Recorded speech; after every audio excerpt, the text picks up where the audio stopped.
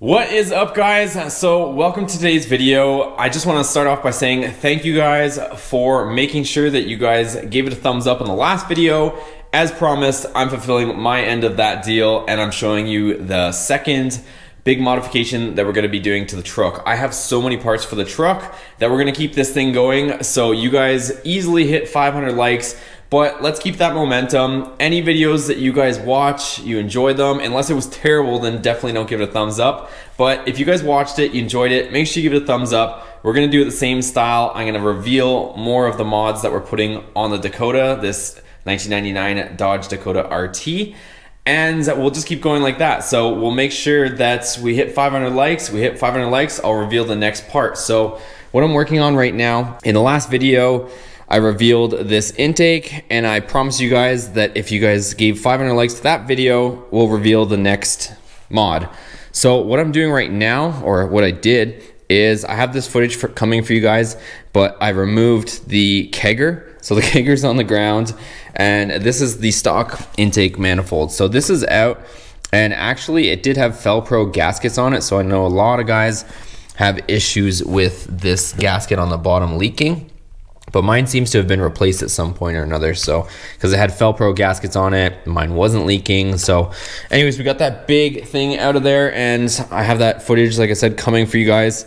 Everything's cleaned up, but the reason why this isn't on there is because I'm still waiting for my gaskets, and also SEMA's coming up. Right now, as of the making of the video, it is Sunday. I have to leave for SEMA tomorrow, being Monday, and Amazon couldn't make it on time with my gaskets, so that's why this is still sitting on the bench. So I'll probably won't get to it till the end of next week when I return from SEMA, but I'll be bringing you guys content from SEMA as well, and we're gonna be rocking with this build. And like I said, I'm gonna release the next mod here. I have a bunch of stuff under that kind of blanket over there, and we have a lot more on the way too. Quick side note though, do you guys have any interest in seeing the S2000 supercharged? I've been toying with the idea. I've seen a couple used supercharger kits out there. Let me know in the comments below if you guys would want to see that thing get supercharged as well. So we're trying to keep the name consistent with Boosted Motorsports, that everything is going to have boost in some form or another.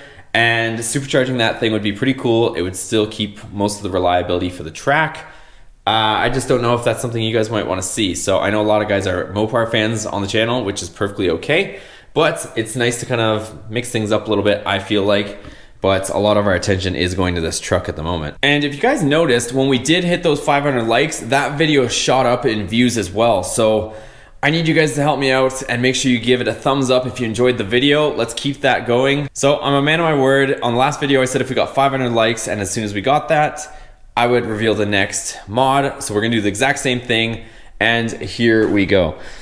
So I told you guys we were gonna get boost, and here it is. So it is a ProCharger kit. It's a used kit, but it's in very good condition. It has all the pieces, and we are all set to go. So this is the bracket that it has, and we have two different size pulleys. So we're gonna see how much boost we're making with the pulley that's on it, and then we will go from there. So the plan is with this truck too, and I'll talk a little bit more about this in just a second, is we're gonna keep the stock long block. I saw a lot of people asking those questions.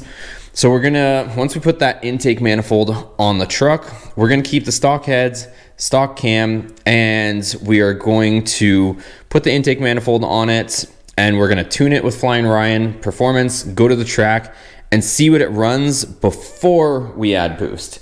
So we wanna see what putting the intake manifold on it does. Some guys were also asking about how the truck runs, tuned, but we already had the Mopar Performance PCM on there this whole time. So that was pretty much as far as we were gonna get.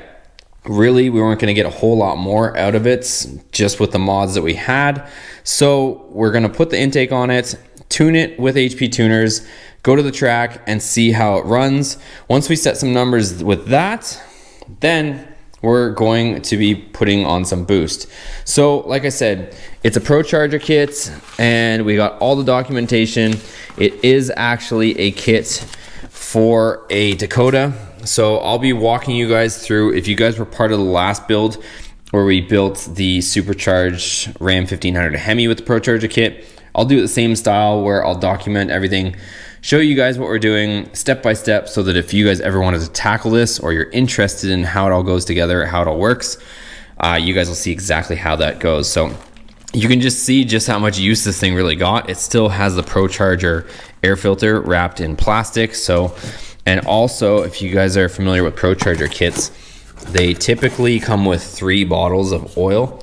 So you use pretty much one of them right off the get-go when you install the supercharger, and it still has 2 fresh bottles of oil ready to go. These superchargers are self-contained, which is kind of nice. You don't have to plumb oil feed lines, and it doesn't run off the engine oil. It has its own self-contained oil, and it's in these bottles. So like I said, it's only had 1 oil change. It hasn't even had its oil changed.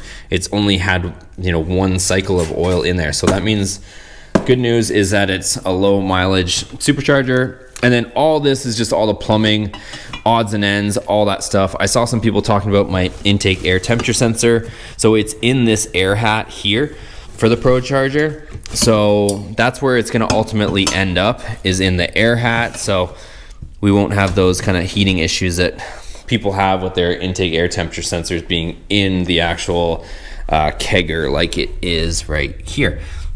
So that is pretty much that. If you guys see the intercooler here, so it's a ProCharger intercooler.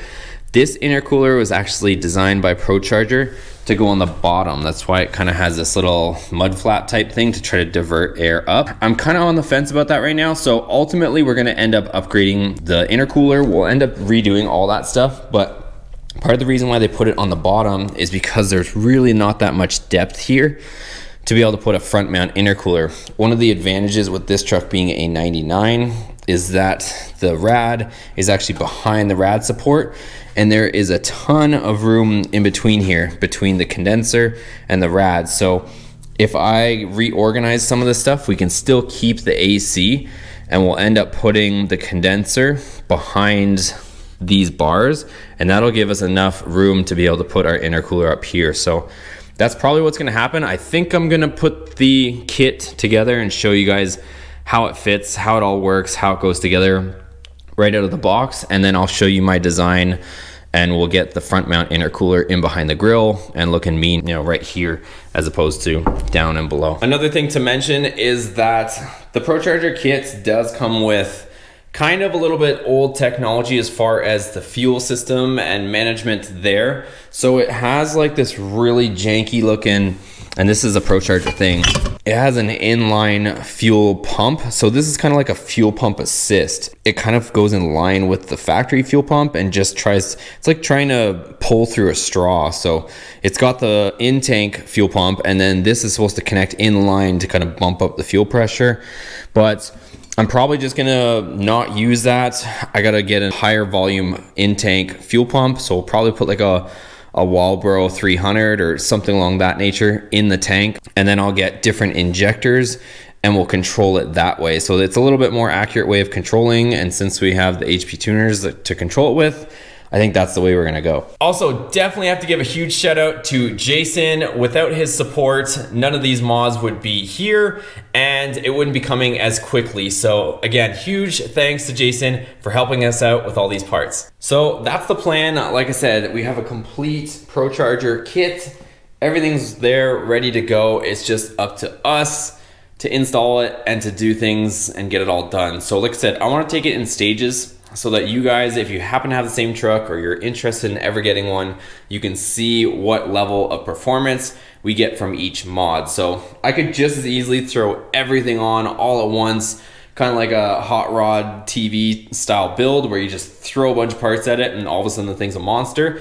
We could do that, but I think you guys could probably relate to seeing the performance benefits of each mod as they go. So that's what we're gonna do. Like I said, intake's going on, tune it, go to the track and see how we run with that. Also, just kind of a hint on some of the next mods. You guys know that we have the headers, but the rest of the exhaust is still kind of a stranglehold. So we got some stuff for that too. And same promise, you guys, once this video hits 500 likes at least, I'll reveal that too. So I I got a bunch of parts, like I'm not kidding. I still have a ton of stuff that is gonna make this thing a monster. So 500 likes, I'll reveal the next big mod that we're gonna be putting on the truck. And one other thing is I still have a tiny transmission leak, so I'll be showing you guys that and the fix, hopefully, because there's just a tiny little drip coming out of it now, and I think I know what it is. Whatever it takes transmission has those parts on the way.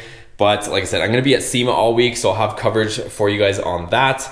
But the truck is gonna be kind of put on hold this week, so make sure you get to 500 likes so that I can make the video before I take off for SEMA on what the next mod is. All right guys, that's pretty much it for today's video. So you guys know what to do. Get this video to 500 likes. I'll show you the next mod. I need a few answers from you guys. Should we do anything with this S2000 or leave it sit on the back burner for now? Let me know what you guys think of that ProCharger kit. So we're gonna have this thing boosted, and just to give you guys ballpark figures, I know, like I said, we're taking things in stages.